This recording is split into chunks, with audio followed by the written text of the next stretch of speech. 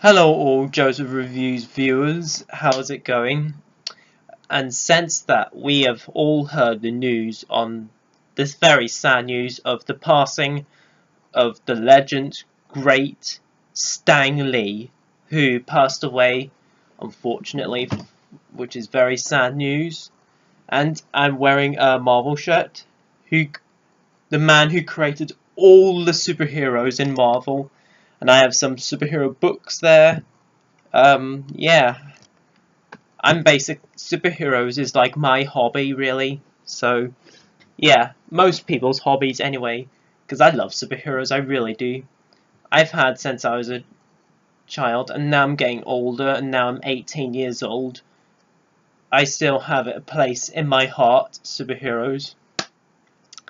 And I thought this is the perfect time to rank all the MCU movies from worst to best since Black Panther, Infinity War, and AntMan and the Wasp came out this year. All MCU movies of 2018. I thought this is the perfect time to do it since there are now 20 movies and since it's 10 years. So, yeah. Let's basically get into this. This is all subjective. It's my opinion, guys. So don't get butthurt if your favourite is very low or whatever. We all respect each other's opinions. Good. Alright, let's get to the list. Coming at number 20, we have, which has been my least favourite for a while, and it still is, and that is Thor: The Dark World. Yeah, by the way, I reviewed all of these movies if you want to check them all out. I reviewed them on my channel. I mean, this movie is just boring. It's not a terrible movie. I don't dislike any of these movies. I think they've all got good parts in there, especially the Stan Lee cameos. But this one just wasn't that great. The villain, Malekith, wasn't that good. But as I would give this a 6 out of 10. So if you want to hear more thoughts, watch my review. Alright, coming at number 19 is the other one that is most people's least favourites, and that is Iron Man 2. Now, Iron Man 2 is basically the first one that kind of sets up the Avengers movie, which we got 2 years later after this, since this was released in 2010. And it kind of showed a bit too much, really. We know this is a sequel, and this is coming to a cinematic universe. But it just shows too much, and the villain isn't that great in this either. And I'd also give this a 6 out of 10. Not a bad movie at all. Robert Downey Jr., in my opinion, is still great in this movie. And it was a good introduction to Black Widow. Yeah. Alright, coming at number 18, my age. Anyways, this is where we start to get better with the movies. And coming at number 18 is The Incredible Hulk. Now, The Incredible Hulk, again, not a bad movie. This is the second MCU movie after the first Iron Man. And this is okay. I mean, it's definitely better than the Iron Man and Thor sequel. But yeah, there's not really much in this. I mean, Edward Norton's a pretty good Hulk in this, and Bruce Banner. But I would give this like a 7 out of 10. Not a bad movie. I do enjoy it at times. Just the CGI wasn't perfect at all. Wasn't that great, I meant. But yeah. Alright, coming at number 17, we have Iron Man 3. This is directed by a pretty good director who did The Nice Guys, which I have watched, and it's really funny. He also done movies such as Kiss Kiss Bang Bang, and did the new Predator movie, which got very mixed reviews. But this one ain't that bad. I mean, there are parts of it I enjoy. The suits of Iron Man are pretty cool. Yeah, but hey, it is what it is. Again, check out my review if you want to hear more thoughts. I give this a 7 out of 10. This was kind of definitely what an Iron Man sequel kind of needed more often than what Iron Man 2 should have been. Even though this is one score above it. But yeah. If you want to hear more thoughts, check out my review. They're all on my channel. Alright, coming at number 16. Coming at number 16, we have the first Thor movie. The fourth MCU movie. Yeah, this is pretty good. This is quite underrated in my opinion, because not a lot of people love this, and I kind of enjoy this really. I mean, it has gotten low down the list because I do see the flaws in this movie, but overall I think this is a pretty darn good movie. I mean, the post-credit scene in Iron Man 2 leading up to this was really cool, and that was awesome. So yeah, again, if you want to hear more thoughts, check out my review.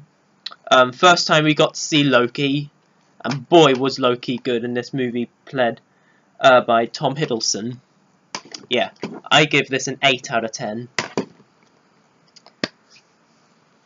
Alright. Coming at number 15 now, we're at number 15, is Captain America, the First Avenger.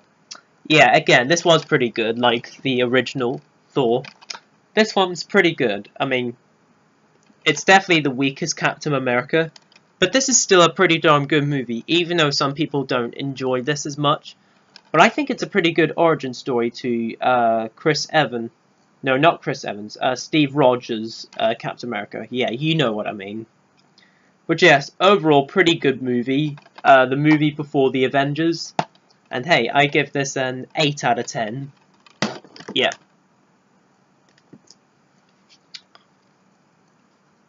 Alright, hang on, so 2019, 18. Alright, coming at number 14. Coming at number 14, we have another sequel that came out last year, and that is Guardians of the Galaxy Volume 2. Yeah, this one is pretty good. Yeah. I mean, there are some parts that don't really work, but overall I think I had a pretty fun time with Guardians of the Galaxy Volume 2. I mean it's a pretty good movie overall. I think it got some cool moments, especially the opening with the song da da da da da. I don't remember the whole song, sorry guys. I'm terrible with impressions with songs, but anyways, but yeah, it has better character development, but some of the humour isn't as good as the first one, which we'll get into in part 2. Yeah, overall I give this an 8 out of 10. If you want to see more, check out my reviews. Oh yes, my opinions may have changed, but I'm just going through them quickly from my... I know I've changed my opinions from my reviews, but I might as well just go through them quickly so I don't have to waste time. But anyways, but yeah, this is the one I've kind of changed my opinion on most recently. I thoroughly enjoyed this one. I gave this a 9 out of 10. I now bump it down to an 8 out of 10 because I do see the problems with this movie, what many people have. And that is Avengers Age of Ultron. Yeah, Age of Ultron, coming at number 13. Yeah, Avengers Age of Ultron, I thought this was darn good. Yeah, I mean, some people may not like it, and that's totally your opinion. But I think this is I think it's a really good movie, I really do. Avengers and Captain America have like the best trilogies in the franchise. But yeah. But yeah, this one was pretty good. I don't think it's bad what people say it is. Well, it's not bad, but people do think it has problems, and I do think it has problems too. I used to like the villain. I used to really like Ultron. Yeah, Ultron. But overall, Ultron's kind of gone down for me as a villain. He's not terrible, but I used to love the villain whenever I first saw it, because I thought it was really menacing and big, but yeah, I do see the problems with him. He was barely in it. And Quicksilver could have more screen time because, you know what I mean, what happens in this movie. But overall, I'm going to give this an 8 out of 10. If you want to hear more thoughts, check out my review, even though I've changed my opinion on this a lot. That happens with me, guys, sometimes, but you get the idea. Alright, coming at number 12, we have the most recent MCU movie. I don't have it on Blu-ray yet, because it hasn't come out yet. And that is AntMan and the Wasp. Yes, AntMan and the Wasp. I had a fun time with this movie. I really did. I think this is a pretty good movie. You have the humour back in there. The Wasp in this movie was really good. And the mid-credit scene was really good. But I didn't stay for the end-credit scene because people said it was unnecessary. And I was kind of spoiled a bit, which was a little bit pissed. But hey, these things happen. But anyways, I thought overall Ant-Man and the Wasp was a pretty good Marvel movie. Great to see Ant-Man back. Good to see what he happens during his events during Infinity War. But yeah, I would give that movie also an 8 out of 10. If you want to hear more thoughts, check out my review. Alright, coming at number 11. After this, I'm going to make this part 1. Anyways, and coming at number 11, we have the very first Ant-Man that came out in 2015, the same year as Age of Ultron. But yeah, Ant-Man, I think this is a really good movie. I really do. Yeah. I just think it's very, I just think it's fun. I mean,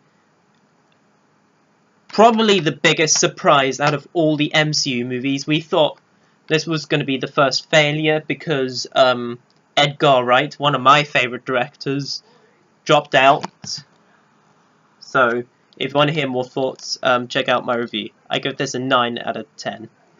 Alright.